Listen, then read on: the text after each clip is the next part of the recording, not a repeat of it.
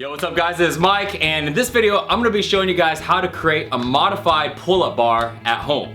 For all you beginner guys that you want to do pull-ups but you may not have a pull-up bar, or maybe you're not able to do pull-ups, in this video what I'm going to do is I'm going to show you how to make this easy, fancy contraption. Oh crap. And afterwards I'm going to show you guys, if you do have a pull-up bar, how to do pull-ups when you can't even do one pull-up, right? So if you see this this awesome new workout tool that I'm using, it's really just a mop, right? So, oh crap, didn't do that right. Here you go. So you see one of these, right? You know, you screw it in. So all I did was just screw it out, okay? So put that aside. When you're grabbing a bar, make sure that you grab a bar that's as stiff and as strong as possible. Now this is so-so. I mean, it flexes just a little bit, but it will do.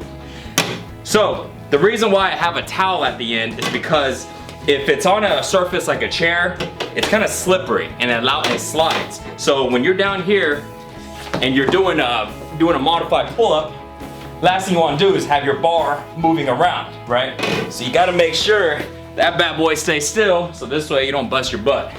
So all I did here was a towel and a little bit of scotch tape, right? So it's really simple. I'll tear this one apart and show you real quick. This is a ghetto pull-up bar. Back in the days when I was younger, didn't have any money, didn't have any equipment, but I still wanted to work out. Oh man, I got real creative with stuff. But this is all you have to do, right? It's just a regular towel. Fold it, put it at the end of your broomstick, and grab some scotch tape or any type of tape or any rope, rubber band. You know, I'm not the most crafty individual, so y'all guys probably is a lot better than me on making stuff, but you kind of get the point, right? All we're doing here is just making sure the end is secure, so this way it doesn't slide. Now I got my other side made already, so let's just stick that one through real quick here. Voila! All right, now we've got our bar. We're just gonna drop it on the chair like this. Now if you wanna go one step further, you can even go ahead and, you know, grab some ties or a rope, you know, but it's not really necessary most of the time. Next thing to do is talk about the chair that you wanna grab, right? So this chair that I grabbed, personally, this chair sucks. Why? It's sitting on the ground and it's shaking. You know what I mean? So this is not the ideal chair. I can probably go ahead and just literally break this chair because, I mean, it's just very, very not made well. But ideally, try to find a chair that's sturdy, that doesn't shake when it doesn't do. Try to find. This is like the bad example. This is like, do not grab a chair like this. You know? I mean, come on. But for example purposes, I can still work with it, right? This is what we do. I'm putting a big weight on there. You may not have a weight, that's why you're creating this whole contraption here, but find something heavy to basically put on the chair, or make sure the chair is very, very stable. So this way when you put your bar across on top, you know, it doesn't fall or move. And that's another thing is, after you figure out your chair, make sure your chair is sturdy.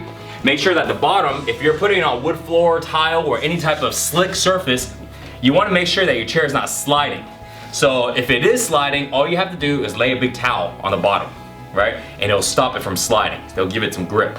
So once you have that, it's time to go ahead and do some modified pull-ups. So I'll show you guys a couple really quick here. And then afterwards, after this video, I'm gonna go ahead and show you guys the beginner home back workout. So it's gonna be awesome because you can either utilize this or you can go with pull-ups too. So check this out. So once you have this, there's a lot of different types of exercises you can do for back that you can pull with. So basically it's just like a pull-up, except it's a lot easier.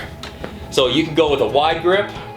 So what you want to do is, number one, when you're laying underneath and you're trying to figure out exactly where to lay, do you want to lay here, do you want to lay here, make sure that the bar is aligned to the nipples on your chest, right? Basically aligned to the mid part of your chest. So this way, if you're all the way right here, when you're pulling, you're gonna be pulling to your collarbone or neck. So that's too high. So you want to pull it right to the middle of your chest. Now that's going to work your overall back, okay? So it looks like this.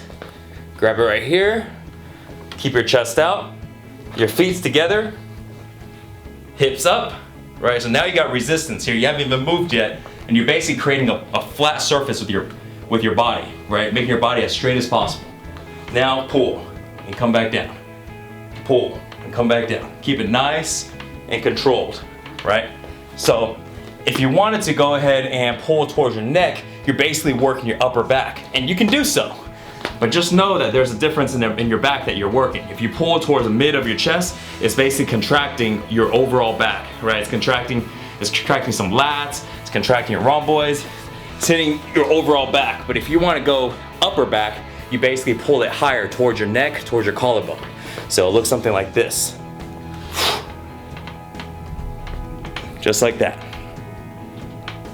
Okay? So, another thing to look for is grip variations. You can go wide, you can go close.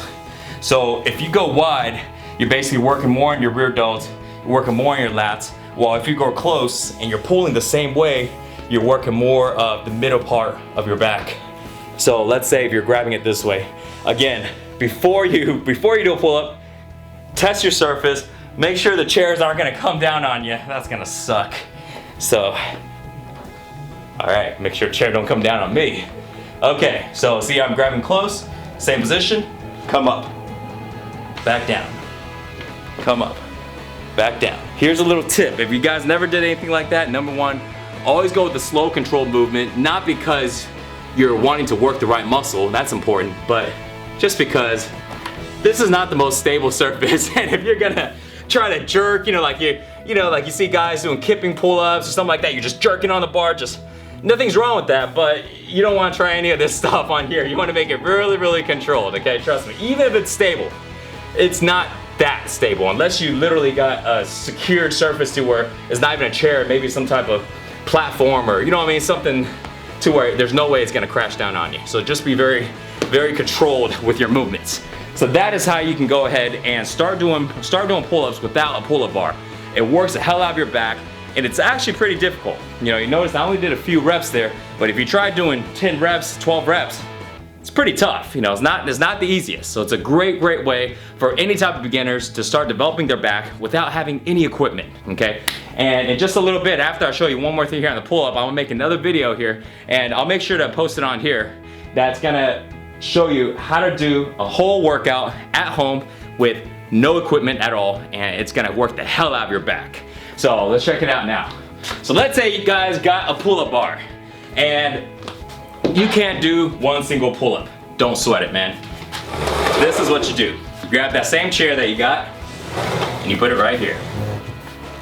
Right under your pull-up bar. No matter if you got one of those door frame pull-up bars, you got a big pull-up bar, even if you're on monkey bars. Let's say if you're going to a park. If you're doing that, try to find a platform or try to find something to step on, and all you're doing is self-spotting yourself. Self-spotting yourself. So, imagine you're grabbing here, so if you can't do a pull-up, all you do is just step up. See? You're just stepping up like this. And you might be thinking, well, how is this gonna help me be able to do real pull-ups? Well, because it's mimicking the same motion and the same form as a real pull-up.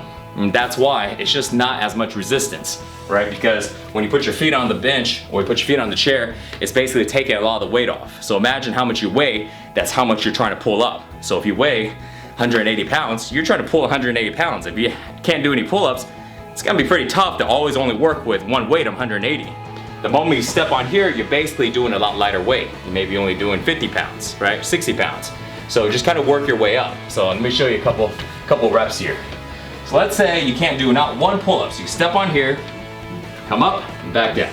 Notice I'm just doing a little jump right here because you want to try to force your back to do as much of the work as you can, while still be able to complete those reps, right?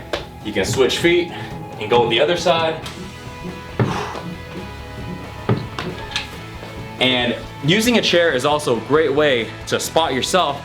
Let's say you're able to do 3 or 4 pull-ups, but you want to get to 8 or 10. Then all you do, same thing, you just do your regular pull-ups, and then when you need that spot, You put your feet down and push. So you can get out those extra reps. Really, really killer to get deep into those muscle fibers and develop all the muscles that you need to knock out a lot of pull-ups eventually with no spot. Hope this video can help you guys out to do some modified pull-ups. For all you guys that don't have any equipment at home, now you don't have to sweat anymore. You can still go ahead and get some pull-up work done. So don't forget, really, really basic equipment, nothing fancy, say no excuses why you're not doing any type of pull-ups. Pull-ups are one of the best exercises for back. It hits almost everything, and there's so many different variations that you can do for pull-ups. I haven't even went into doing, you can do underhand, doing the same thing, like how I was doing on there. Remember I was doing overhand. You can go with the underhand, you can do the same thing also. So there's a lot of ways to go ahead and really target your back with that one move. So it's an awesome way to develop your back, and it's a great way for any beginners to get started. So thanks for watching, guys. Don't forget, if you want more workout tips, you want nutrition tips to get super lean and ripped, check out sixpackshortcuts.com.